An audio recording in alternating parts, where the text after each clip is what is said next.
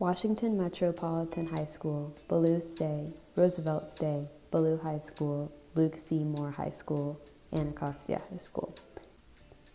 All 6 of these schools are high schools in Washington, D.C. They all have graduation rates of 50% or lower. They also all have demographic breakdowns of 81 to 100% black students. In Washington, D.C., what some refer to as the achievement gap, which is any way in which white students outperform black or brown students, is seen through a plethora of disparities. One of the most evident of these is seen in high school graduation rates.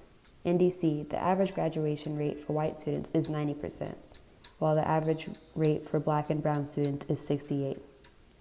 That 22-point disparity, due to 100 different factors, is unfortunately not unique to D.C. Disparities in high school graduation rates across the country are blaringly unequal between white and black and brown students.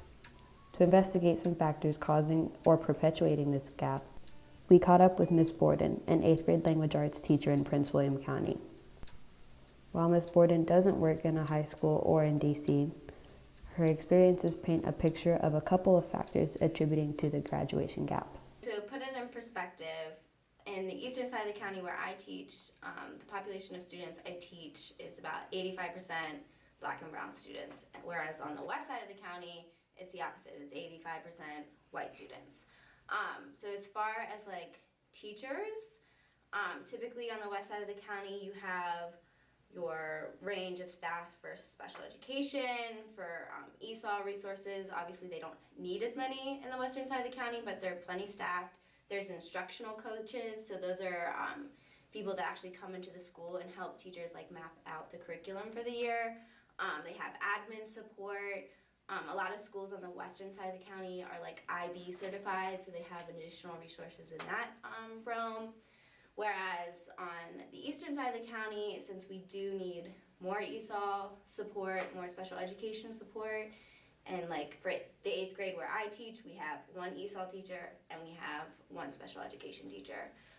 So those 2 people having to split their time between all content areas to make sure that like each child gets their minutes is incredibly difficult, especially on top of all the paperwork or like additional duties that they have in those areas. Essentially, for Miss Borden, the differences between the east and west sides mirrored those between majority black and brown schools and majority white schools in D.C. One big factor impacting student achievement at all levels is access to resources.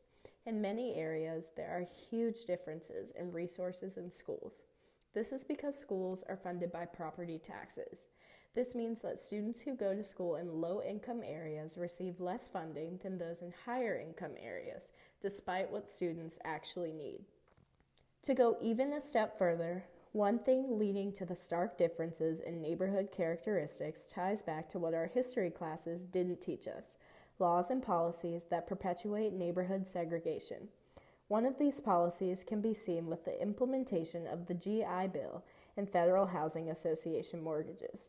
These subsidies were primarily given to white people rather than people of color. Due to this, many white families were able to move to the suburbs and put their children in quality neighborhood schools. This is often referred to as white flight. This process further segregated neighborhoods and took money out of neighborhoods of color, further deprecating the schools. These disparities between neighborhoods and schools paint powerful pictures in the minds of our society.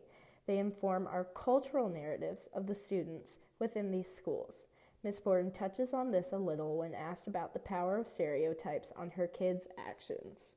I have one girl who is incredibly smart, incredibly bright, and respectful to me, and never a problem in my class, but like any conflict that she's gotten into has always ended with her fists, and like she doesn't understand that like she's already viewed in the world as being an angry black girl, and then she only sees her options as like, the only way to defend myself or the only way to stick up for myself is by using my fists, and like she doesn't have the agency to like change the narrative on like who she is, because like she's been viewed in this one way and she like doesn't see any other options. This illustrates the power of what society tells these kids they are.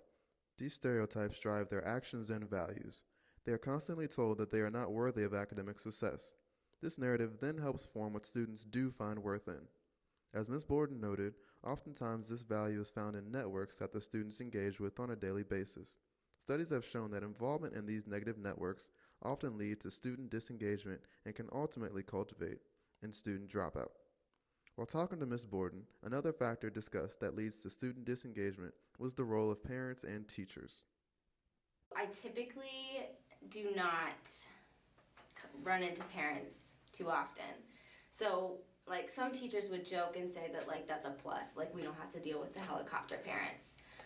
But it also is incredibly frustrating when you have a student that has failed all the quarters and you try to reach out for parent support and you don't get it, or you can't track them down, or any number of issues. I will say that the parents that are involved are very involved, and like I enjoy all my parents, but a lot of times it's like you deal with a lot of sad situations as well. While Ms. Borden is very actively advocating for her students and their academic success, this is not the case for many teachers. Studies have shown that many teachers have low expectations for minority students. This often yields higher rates of student disengagement and greatly impacts their levels of self-esteem.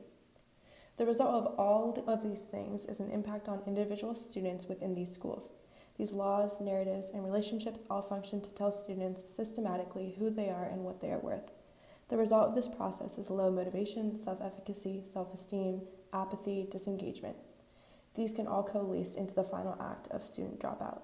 So, like, as I mentioned before, like, all my students are going to the NBA, all my students are going to the NFL, and it's just like, I especially try to, in the classroom, give them as many choices as possible for them to, like, explore their options, like, within that content area. So, like, a big way I do that is, like, independent projects. So, like, I had one student in particular, he's, like, a very talented basketball player, but, so I got him to read a book about basketball, and then he, like, turned it into this whole reading project, and it was a great reading project. And then, like, I made sure to, like, boast about it and put him on blast, like he was the independent reading project king, just so that, like, he could have pride in something, like, academic that he was able to produce. And, like, he's more than just a basketball player. Like, you're a student and an athlete, and you can be both of those things at one time. There are many factors causing and perpetuating the systematic disparity between graduation rates of white students and non-white students. When thinking about all of them at once, there seems to be no hope in fixing the problem at all. The fact that this ill-structured problem is multifaceted, however, simply means that there are many points of entry on impacting the problem. One organization working towards closing the gap is doing work on the social context level. It has dedicated resources to collecting and understanding data about the graduation gap in Washington. This organization is called Raise DC. They bring together educational agencies, school teachers, and civic partners to highlight core indicators of the achievement gap at their yearly Graduation Pathways Summit. This summit functions to educate school-based leaders on how to support school success for all students. After speaking with Ms. Borden and analyzing our resources, we have found that there are many contributing factors causing and perpetuating the racial gap in high school graduation rates in DC. The problem is big and complex, but with many people working towards change, it can be eliminated.